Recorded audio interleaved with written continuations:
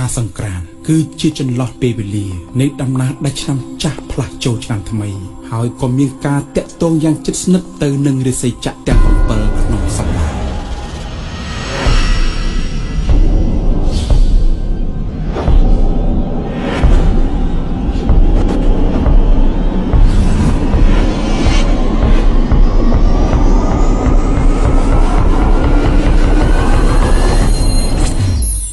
កាលពីយូរលង់ណាស់មកហើយមានក្មេងប្រុសម្នាក់ឈ្មោះធម្មបាលកុមារគេជាក្មេងដែលមានចំណេះវិជ្ជាជ្រៅជ្រះខាងគម្ពីរត្រៃវេទឪពុកធម្មបាលបានសាងសង់ប្រាសាទមួយនៅក្រោមដើមជ្រៃនៅច្រាំងទន្លេ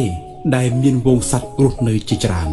ធម្មបាលកុមារមានសមត្ថភាពជាពិសេសអាចនិយាយនិងស្ដាប់ភាសាសត្វបានខណៈនេះហើយដែលធ្វើឲ្យគាត់ក្លាយទៅជាមនុស្សម្នាក់ដែលមានតួនាទីក្នុងការចាត់ចែងពិធីបុណ្យសម្រាប់ប្រជាជនទាំងអស់ក្នុងការលេចលើដល់មេដឹកនាំសាសនាដទៃទៀត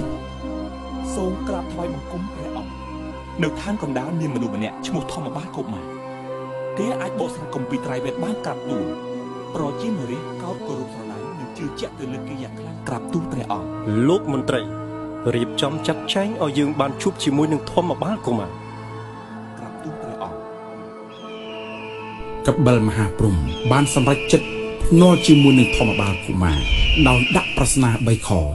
គាត់បានសន្យាថាប្រសិនបើធម្មបាលកុមារអាចឆ្លើយនឹងប្រស្នាទាំង3នេះបានគាត់សុខចិត្តកាត់ក្បាលខ្លួនឯងតែបើសិនធម្មបាលកុមារមិនអាចឆ្លើយបានធម្មបាលកុមារក៏ត្រូវកាត់ក្បាលខ្លួនឯងដូចគ្នាដែរគុំសូមរយៈពេល7ថ្ងៃសម្រាប់ការរកចម្លើយនេះមិនអីទេទៅវិញចុះយើងអនុញ្ញាតក៏ប៉ុន្តែកុំភ្លេចកិច្ចសន្យារបស់យើងណាអស់រយៈពេល6ថ្ងៃកន្លងផុតទៅធម្មបាលនៅតែមិនអាចដោះប្រស្នាបានធម្មបាលកុមារក៏សម្រេចចិត្តរត់គេចពីកបិលមហាព្រហ្មដោយបណ្ដោយតាមវាសនាដោយភាពអស់កម្លាំងនិងនឿយហត់ពេកធម្មបាលបានទៅជ្រកក្រោមដើមត្នោតដែលមានសម្បុកឥន្ទ្រីរស់នៅពេលនោះហើយធម្មបាលបានឮសំឡេងឥន្ទ្រីនិយាយគ្នាតើព្រឹកស្អែកហ្នឹងយើងបានអីឆៃស្អែកនេះយើងឆៃសាច់ធម្មបាលកុមារព្រោះធម្មបាលកុមារទៅព្រំកាត់កដោយសារដល់ប្រស្នាអត់រួចប្រស្នាអីគេទៅប្រស្នាទី1ហ្នឹងសេរីសុស្ដីពេលព្រឹកស្ថិតនៅត្រង់ណាចម្លើយសេរីសុស្ដីពេលព្រឹកស្ថិតនៅលើមុខព្រោះមនុស្សម្នាទាំងអស់តែយកទឹកមកលុបមុខហើយប្រស្នាទី2សួរថាសេរីសុស្ដីពេលថ្ងៃត្រង់ស្ថិតនៅណាចម្លើយវាស្ថិតនៅលើដើមទ្រូងព្រោះមនុស្សម្នាទាំងអស់តែយកទឹកមកលុបលាងដើមទ្រូងរីឯសេរីសុស្ដីនៅពេលល្ងាចស្ថិតនៅត្រង់ណាចម្លើយគឺស្ថិតនៅលើជើងមនុស្សម្នាតែយកទឹកមកលាងជើងមុននឹងចុះដំណេកម៉េចយល់នៅអូអញ្ចឹងហ៎ធម្មបាលបានស្ដាប់ឮនៅចម្លើយហើយក៏រីករាយយ៉ាងខ្លាំងគាត់ក៏ត្រឡប់ទៅប្រាសាទវិញលុះដល់ព្រឹកឡើងកបិលមហាព្រហ្មបានមករកចម្លើយធម្មបាលបានឆ្លើយប្រស្នាទាំង3ខដោយជោគជ័យឃើញចម្លើយដែលព្រះអង្គបានដាក់ប្រស្នាដល់ទូព្រះបង្គំរួចហើយពិតជាត្រឹមត្រូវមែនយើងនឹងកាត់សេរសារបស់យើងបូជាចំពោះធម្មបាលកុមារក៏ប៉ុន្តែមុននឹងកាត់សេរសារបស់យើង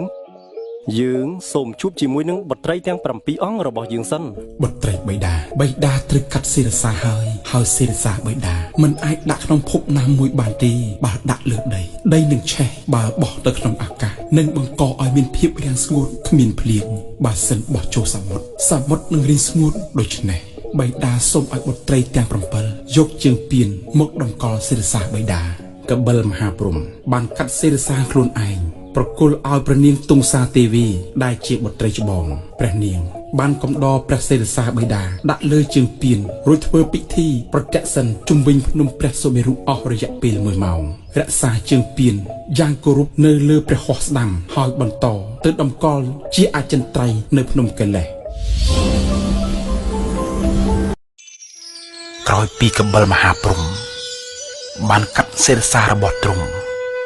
ដើម្បីបូជាចំពោះធម្មបាលកុមារក្រោយមកធម្មបាលកុមារក៏បានក្លាយទៅជាអាចារ្យមង្គលដែលជាអ្នករៀបចំចាត់ចែងកំណត់ពេលវេលាក្នុងជំនឿទំនៀមទម្លាប់ប្រពៃណីរបស់ជនជាតិខ្មែរយើងនាសម័យកាលនោះរហូតមក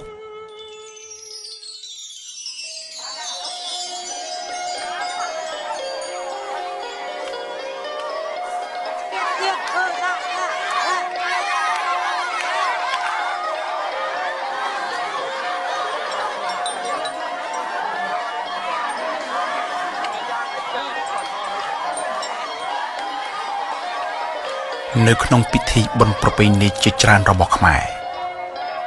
មានពិធីបុណ្យមួយដែលប្រជាជនខ្មែរហៅថាសង្ក្រាន្តដែលកាន់ភ្ជាប់តាមជំនឿព្រះពុទ្ធសាសនាសង្ក្រាន្ត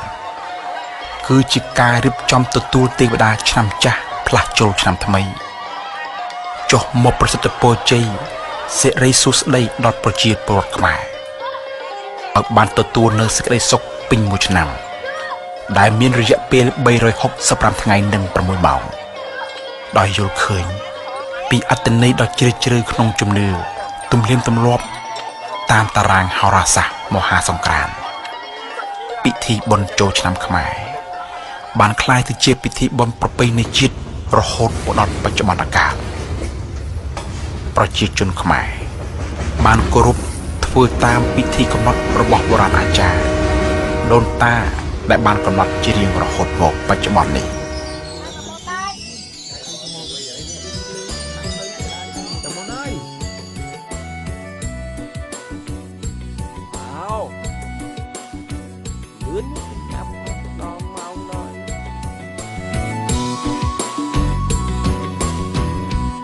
ការប្រារព្ធពិធីបុណ្យចូលឆ្នាំប្រជាជនខ្មែរបានគោរពធ្វើតាមពិធីការកំណត់របស់ដូនតាបុរាណអាចារ្យដែលបានកំណត់យកជារៀងរហូតមក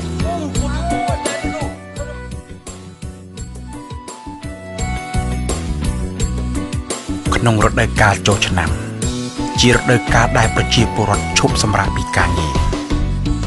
មកជួបជុំគ្រួសារបងប្អូននិងសម្អាតផ្ទះសម្បែង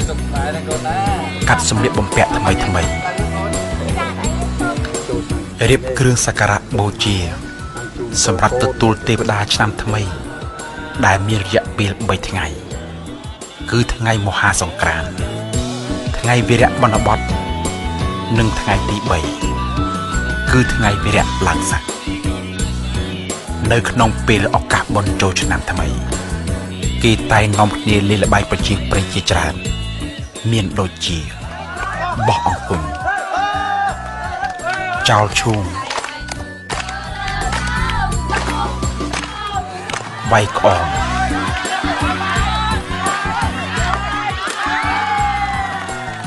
ទាញព្រាត់